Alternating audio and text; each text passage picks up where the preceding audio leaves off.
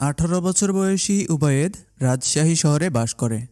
তার জীবনের সবচেয়ে বড় ইচ্ছা সে ঢাকা বিশ্ববিদ্যালয়ে পড়বে, কিন্তু তার দৈনন্দিন কাজকর্ম তা বলে না। বাইরে থেকে দেখতে তাকে খুবই গোছালো মনে হয়, কিন্তু ভেতরে ভেতরে তার জীবন বড়ই জটলা পাকানো। কিছুতেই সে জটলা থেকে মুক্ত হতে পারছিল না। প্রতিদিন সকালে সে অসম্পূর্ণ কাজের চাপ নিয়ে ঘুম থেকে উঠে, যা তাকে কুড়ে কুড়ে খাচ্ছিল।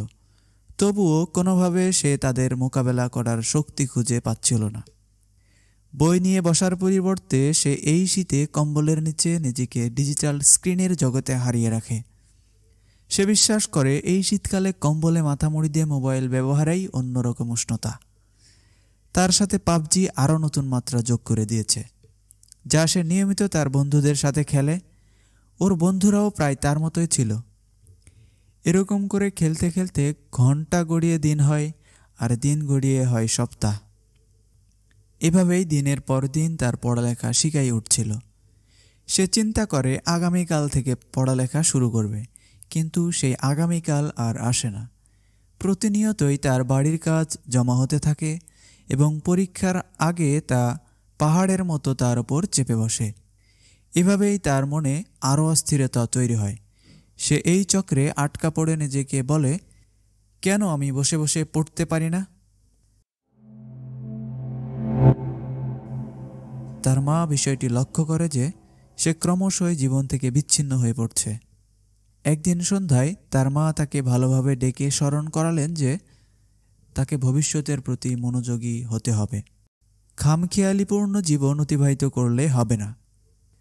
তখন উবায়েদ ক্ষেপে যায়, তুমি জানো আমার মনে কি চলছে এখন? আমার লাইফকে নিয়ন্ত্রণ করার চেষ্টা করো না।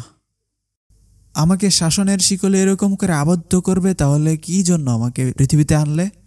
হায় আল্লাহ, বাবা মা কেন আমাকে বোঝে না? তার এরকম রূঢ় কথা তার মায়ের আশেপাশের বাতাসকে ভারী করে তুলছিল। কথাগুলো মায়ের মনে তীরের মতো বিঁধছিল এবং তাকে অশ্রুসিক্ত নয়নে ঘর থেকে বের হয়ে যেতে বাধ্য করেছিল। উবায়েদ তার এরকম কথার জন্য ক্ষমা চাওয়ার পরিবর্তে মোবাইল স্ক্রল করতে থাকে। বিভিন্ন মোটিভেশনাল ভিডিও দেখতে শুরু করে অলৌকিক সমাধানের আশায়, কিন্তু কোনো ভিডিওই সে পুরোপুরি দেখার ধৈর্য রাখতে পারেনি। দীর্ঘ সময় কাটানোর পরও সে বুঝতে পারছে না আসলে সে ভিডিওগুলো থেকে কী শিখল। কোনো সমাধান না পেয়ে সে আরও বেশি শূন্যতা অনুভব করতে থাকে। এরকম করে দীর্ঘ সময়ের পর সে অনুভব করল যে আসলে শুধুমাত্র স্টাডি করার চেয়ে আরও গুরুত্বপূর্ণ বিষয় আছে যা সে বুঝে উঠতে পারছে না। সে সমাধান খুঁজতেই থাকল। একদিন রাতে একটি ইসলামিক লেকচারের কথা শুনে সে হোঁচট খায়।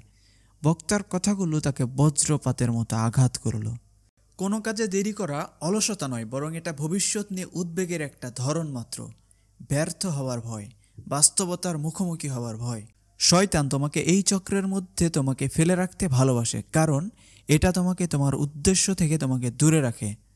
তার হৃৎপিণ্ড দ্রুত চলতে লাগলো।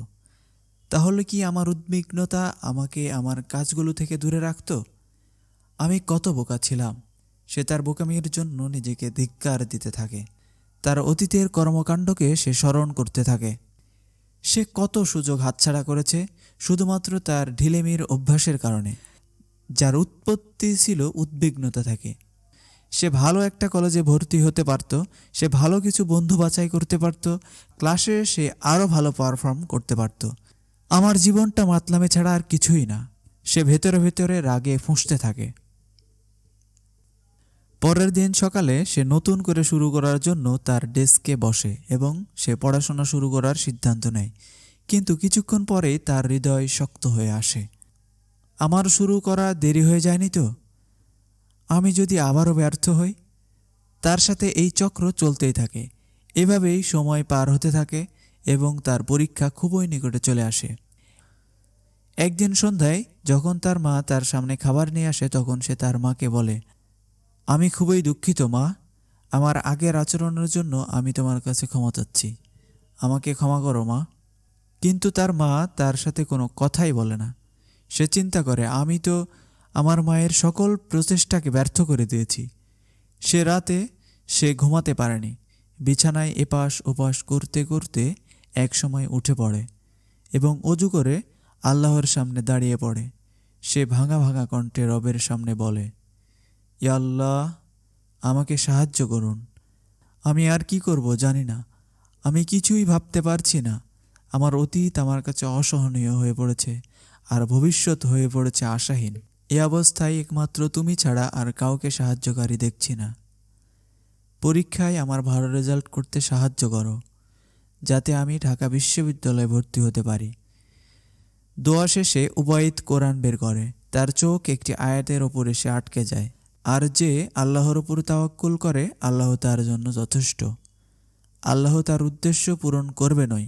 নিশ্চয় আল্লাহ প্রত্যেক জিনিসের জন্য একটি সময়সীমা নির্ধারণ করে দিয়েছেন। পরের দিন সকাল থেকে সে নতুন উদ্যমে পড়ালেখা শুরু করে। আগের মতো চিন্তাভাবনা আবারও আসতে থাকে, কিন্তু সে সেগুলোকে খুবই শক্তভাবে মোকাবেলা করে পড়াশোনা করতে থাকে। একদিন পড়ার মাঝে একটু মোবাইলটা হাতে নিয়েছিল। হঠাৎ তার একটা ক্লিক নিয়ে চলে যায় নিষিদ্ধ ভিডিওতে।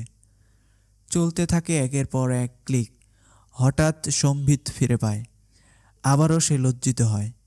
পুনরায় ফ্রেশভাবে শুরু করার জন্য অজু গোসল করে আল্লাহর কাছে তওবা পড়ে আবার পড়তে বসে।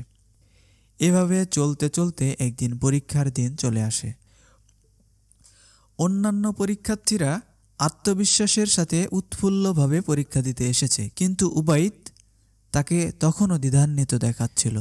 পরীক্ষার হলে তার মনে হতো সে যা পড়েছে তা যেন সব জটলা পাকিয়ে যাচ্ছে। তারপরও সে তার সর্বোচ্চটা দিয়ে পরীক্ষা দিয়ে যাচ্ছিল। এরকম করে সে পরীক্ষাগুলো শেষ করে। একদিন তার রুমে তার মা নাস্তা নিয়ে আসলে সে তার মাকে জড়িয়ে ধরে কাঁদতে কাঁদতে বলে, মা, আমি তোমার সাথে যে আচরণগুলো করেছি তার জন্য আমাকে ক্ষমা করে দাও। তার মা চোখে পানি আর মুখে হাসি নিয়ে বলে, তোমার জন্য যেটা সবচেয়ে ভালো আমি সেটাই চাই। তোমার পরীক্ষা আর অ্যাডমিশনের বিষয়ে বলো। আমি আল্লাহর কাছে তোমার জন্য প্রতিনিয়তই দোয়া করি, যাতে তুমি ঢাকা বিশ্ববিদ্যালয়ে ভর্তি হতে পারো। সে বলে, আমি জানি না আমি পারবো কিনা। আমি আমার মূল্যবান অনেক সময় নষ্ট করে ফেলেছি। আমি নিজেকে ক্ষমা করতে পারবো না কখনো। আজ তার রেজাল্টের দিন। তার উদ্বিগ্নতার মাত্রা এতটাই ছিল যে রাতে ঘুমাতে পারেনি। সে ফজরের নামাজ পড়ে আল্লাহর কাছে প্রার্থনা করে, আল্লাহ, যেন ভালো কিছু হয়। রেজাল্ট পাবলিশড হয়েছে শুনে দুপুর 2:30টার সময় উবাইদ তার কম্পিউটারে তার রোল নাম্বার টাইপ করছিল। এবার ইন্টার বাটনে চাপার পালা। তার হৃদস্পন্দনের প্রতিধ্বনি শোনা যাচ্ছিল। একটা শক্ত শ্বাস নিয়ে রোল নাম্বার এন্টার করল। মনে মনে আল্লাহকে বলতে থাকলো, ইয়া আল্লাহ, আমাকে সাহায্য করো। অবশেষে পেজ লোড হলো। A+ লেখা সবুজ লেখাটাই তার চোখ পড়ল। ইয়া আল্লাহ, আলহামদুলিল্লাহ বলে সে সিজদায় লুটিয়ে পড়ে রবের শুকরিয়া আদায় করল। রুম থেকে বেরিয়ে তার মাকে জড়িয়ে ধরল। উবায়েদের এই ঘটনার সাথে আপনার জীবনের মিল থাকলে কমেন্ট বক্সে জানাতে পারেন।